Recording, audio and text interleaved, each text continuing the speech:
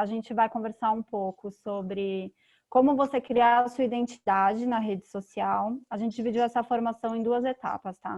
Então, hoje a gente vai falar sobre como criar a identidade, construir sua narrativa, montar a história que você vai contar para as pessoas. E na próxima aula, na semana que vem, a gente vai falar de ferramentas mais práticas. Então, como usar o Instagram, como usar o Facebook, quais são as ferramentas, quais os modelos de postagem que são interessantes, atraentes ou não para o seu público, tá?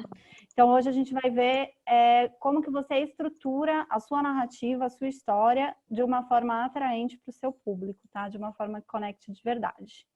Então, eu vou passar aqui as telas, ele está um pouquinho lerdo, porque a internet não ajuda.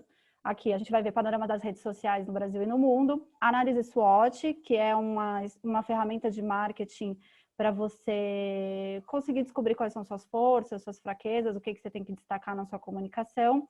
E storytelling, que é a construção da narrativa mesmo, tá? Aqui um pouquinho de quem sou eu. Eu sou a Alice, sou formada em jornalismo, tenho uma pós-graduação em marketing digital.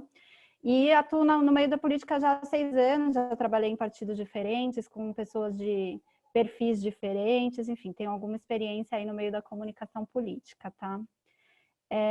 Eu gosto de começar a apresentação com essa foto, que ela mostra a transformação em relação à conexão, às mídias sociais, enfim, essa questão da interação digital nos últimos anos. Então, essa foto da esquerda de 2005, ela é uma foto do conclave do Papa Bento. Você vê que está todo mundo olhando lá para frente para a Praça São Pedro. E aqui, em 2013, é o conclave do Papa Francisco. E já não tem mais ninguém olhando lá para frente, está todo mundo olhando para o celular. Então, as pessoas não querem mais só participar, ser espectadores das coisas. Elas querem gravar, elas querem guardar e elas querem participar de alguma forma. Aqui, falando um pouquinho de panorama mundial, a gente tem, atualmente, 3,2 bilhões de pessoas que estão conectadas na internet todos os dias, no mundo inteiro. Desses, não sei se a tela está passando aí para vocês, espera aí.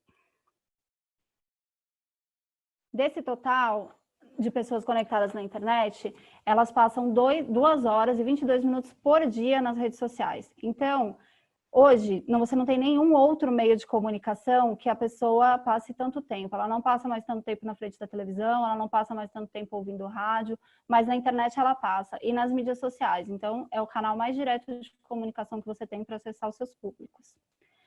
Esse gráfico aqui ele é interessante, traz alguns dados interessantes para a gente, que é um comparativo de tudo que acontece na internet em 1 minuto, nos anos de 2018 e nos anos de 2019. Então, em 60 segundos na internet, a gente tem, por exemplo, tinha em 2018 973 mil logins no Facebook e em 2019 1 milhão de logins. Não é uma variação tão grande, o Facebook é a principal mídia social do mundo, tá? Se a gente olhar no panorama mundial, ele é a maior, tá? No Brasil não é, no Brasil é o Instagram, o preferido dos brasileiros é o Instagram. Mas esse gráfico traz alguns dados interessantes para a gente. Por exemplo, em 2018, no Instagram, a gente teve 174 mil scrollings, que é uma rolagem de tela e um scrolling, em 1 minuto.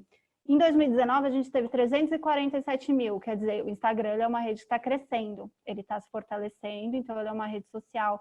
De todas as outras que você olhar aqui, estão todas permanecendo meio estável. Mas o Instagram ele está crescendo, ele triplicou de quantidade de fluxo de 2018 para 2019 e mais ainda está crescendo no ano de 2020. Aqui, por exemplo, outra coisa que é interessante a gente destacar é o Twitter. Em 2018, 481 mil tweets em 1 minuto e em 2019, 87 mil. Então, ele é uma rede que está caindo. No Brasil, o Twitter ainda tem um nicho, que principalmente de políticos, opinião, que usam bastante o Twitter. Mas, no geral, ele é uma rede que está diminuindo de tamanho. Olhando o panorama mundial, a rede social mais popular, como eu disse, é o Facebook, depois o WhatsApp. Eles medem o que é mais popular por quantidade de usuários, tá? Então, depois do Facebook, o WhatsApp, depois o Instagram. E aí, aqui tem uma rede social nova, que vale a pena prestar atenção, que eu não sei se todos já conhecem, que é o TikTok. Ele não está naquelas estatísticas anteriores, naquele mapa, porque ele surgiu em 2019, mas ele está crescendo muito. Então, ele está há alguns meses aí, mas ele já é a 4ª rede social com mais usuários no mundo. Ele é uma rede social focada em vídeos, com coisas mais divertidas, engraçadas, mas que com um olhar apurado, dá para aproveitar também para o meio político, para você passar sua mensagem de alguma forma. E ele tem também uma vantagem que você produz o vídeo lá e consegue baixar e subir na outra rede social que você queira, por exemplo, no Instagram ou no Facebook. E em quinto lugar, o Twitter, com 386 milhões de usuários, tá? Esse é o panorama mundial. Peraí que eu vou passar. Aí no Brasil, aqui tem alguns dados de conexão de internet no Brasil. São 150 milhões de usuários na internet, então a gente é o terceiro país, o quarto país no mundo com quantidade de usuários na internet. E desse total, isso representa 71% da população brasileira, então a gente ainda tem 30% da população desconectada, mas isso não é uma realidade aqui em São Paulo, então isso não é tão importante nesse momento para a gente, tá?